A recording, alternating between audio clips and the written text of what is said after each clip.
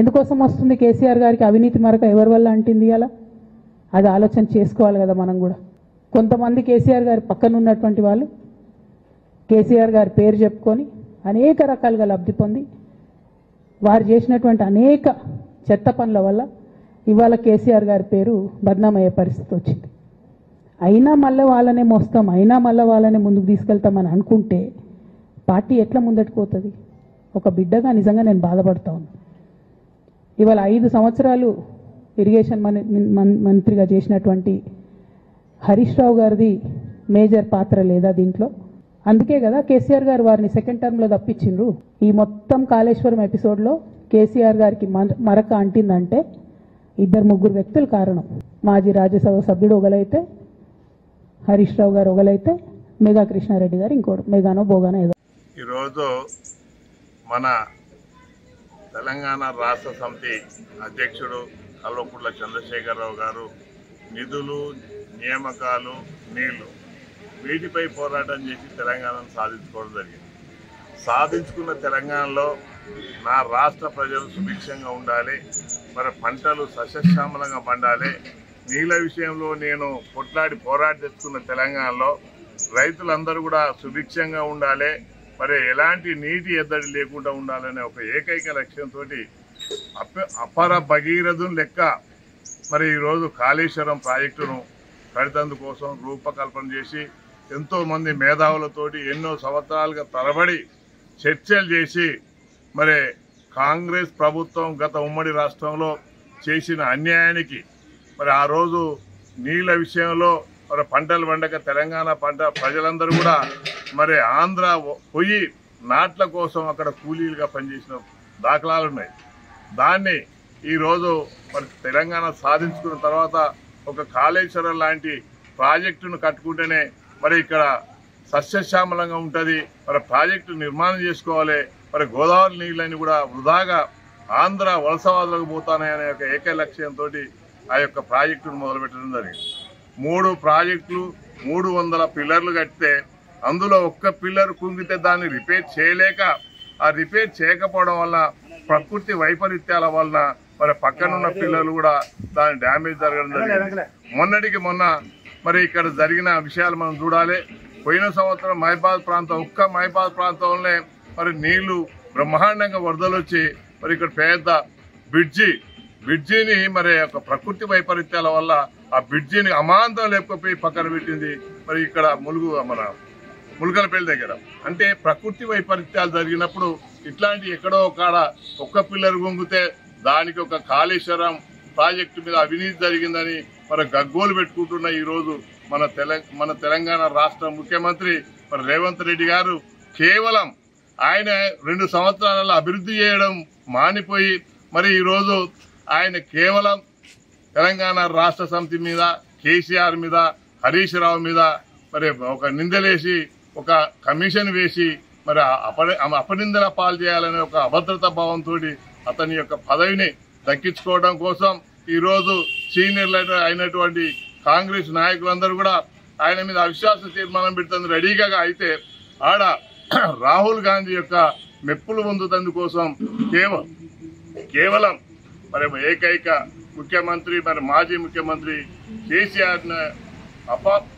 అపవాదులతోటి మరి కమిషన్లతోటి ఎదుర్కొన్నట్టుగా చూపెట్టేందుకోసం అధిష్టానం దృష్టిలో చాలా గొప్ప పేరు తెచ్చుకుంటాననే యొక్క ఏకైక లక్ష్యంతో కమిషన్లు ఇచ్చి కోట్ల కొద్ది రూపాయలు దానికి దుర్వినియోగం చేసే బదులు మరి యొక్క పిల్లలను బాగు చేసి మరి ఈ ప్రాంత ప్రజలకు నీళ్ళు వచ్చే విధంగా చేస్తే బాగుండేది.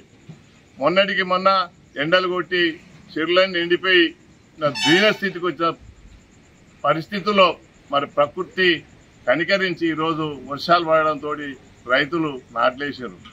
గతంలో ఎండిపోయిన బావులు, చెరువులు మరి ఉంటే కాళేశ్వరం ప్రాజెక్టు కట్టిన తర్వాత గతంలో ఎస్ఆర్ఎస్పి కెనాళ్లలో గడ్డి పుట్టి, తుమ్మలు పుట్టి నీళ్లు రాక గత ఉమ్మడి ఆంధ్రప్రదేశ్లో ప్రజలు ఎంతో ఇబ్బంది పడ్డారు. కానీ కాళేశ్వరం ప్రాజెక్టు కట్టి పంపింగ్ చేయడం వల్ల ఈరోజు గత 10 సంవత్సరాలలో నీటి ఎద్దడి అనేది లేకుండా మరి అదేవిధంగా కరెంటు ఎద్దడి అనేది లేకుండా రైతులకు ఎలాంటి విత్తనాలు కానీ, ఎరువులు కానీ మరి దొరకకుండా సమృద్ధిగా రైతులు కర్షక కార్మికులు అందరూ కూడా సుభిక్షంగా ఉండి రోజుల్లో మార్పు మార్పు మార్పు అని తీసుకొచ్చి ఈరోజు మన ముఖ్యమంత్రి గారు కేవలం బీజేపీ తోటి పొత్తు పెట్టుకొని అది ఇండైరెక్ట్ గా వాళ్ళకు 8 వీళ్ళకి 8 అని వీళ్ళ ఓట్లు వాళ్ళ ఓట్లు వీలేసుకొని మరి ఎంపీలు గెలిచి ఈరోజు మన ఎరువులు రాకుండా చేస్తున్నారు. మరి రైతులకు ఎలాంటి కష్టాలు రాకుండా గత ముఖ్యమంత్రి చేస్తే ఈరోజు రైతులు రోడ్ల మీదకి వచ్చి మరి కష్టాలు పడే పరిస్థితికి ఈరోజు ఈ ప్రభుత్వం తీసుకొచ్చింది. 2001 తెలంగాణ ఆవిర్భావ సందర్భంగా మరి ఆ రోజు కేసీఆర్ గారితో మరి బయలుదేరిన హరీష్ రావు గారు ఇలా అనిముత్యం లాంటి వ్యక్తి మొన్నటికి మొన్న అసెంబ్లీలో మరి ఆయన మీద ఎన్నో నిందలేస్తే దానికి సమాధానం చెప్తానంటే ప్రభుత్వం నిండు అసెంబ్లీలో దానికి ఆన్సర్ చెప్తే మరి వినే పరిస్థితులు కానీ దానికి సమాధానం చెప్పే పరిస్థితులు కానీ మరి ఇప్పుడున్న ముఖ్యమంత్రి కావచ్చు మరి మంత్రులు కావచ్చు ఎవరు కూడా ఆయన దాటికి తట్టుకోలేకపోయారు. ఆయనే నిరంతరం కష్టజీవి మరి ప్రజల యొక్క మన్ననలు పొందిన వ్యక్తి. ఏ ప్రాంతం పోయినా హరీష్ అన్న అనే ఒక పేరు బ్రాండ్గా పిలిచే వ్యక్తి. ఎక్కడ పోయినా కార్యకర్తలను ఆప్యాయతగా పిలిచే వ్యక్తి. ఆయన మీద నిందలేస్తే సూర్యుని మీద నిందలేసినంతగా భావించాలి. అది ఎవరు చేసినా తప్పు. ఉద్యమ సమయంలో లేని వాళ్ళు, ఉద్యమ కార్యకర్తలను ఆదరించని వాళ్ళు మరి ఆ నిందలేయడం కరెక్ట్ కాదు.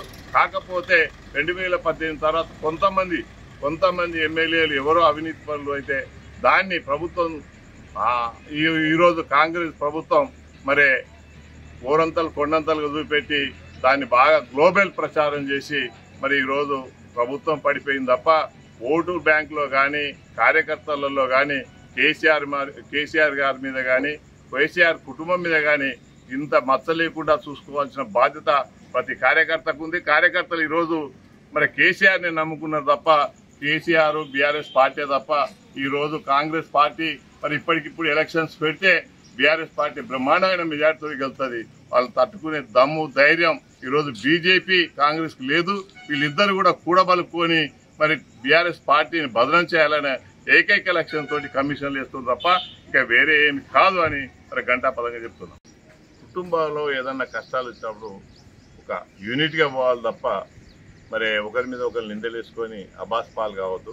కవిత గారు మాట్లాడిన విషయాలు ఆమె వెనక్కి తీసుకోవాలి. ఎందుకంటే పార్టీ ఆవిర్భవించినప్పటి నుంచి కూడా కష్టాలలో ఉన్నప్పుడు కూడా పార్టీని ఆదుకున్న వాళ్ళని ఈరోజు బదనం చేయొద్దు. కాబట్టి కవిత గారు ఆచితూచి మాట్లాడాలి. అది ఏం మాట్లాడినా కేసీఆర్ గారికి అప్పగిస్తా. నిన్నటి వరకు సద్దుమణిగా ఉండి ఈరోజు మరి కాంగ్రెస్ వాళ్ళ యొక్క దీనికోసమా మీ ఇంటర్నల్ అట్లాంటి విషయాలు బయట పార్టీకి రుద్దొద్దని మరొకసారి మీరు ఆత్మపరిశీలన చేసుకోవాలని చెప్పడం జరుగుతుంది.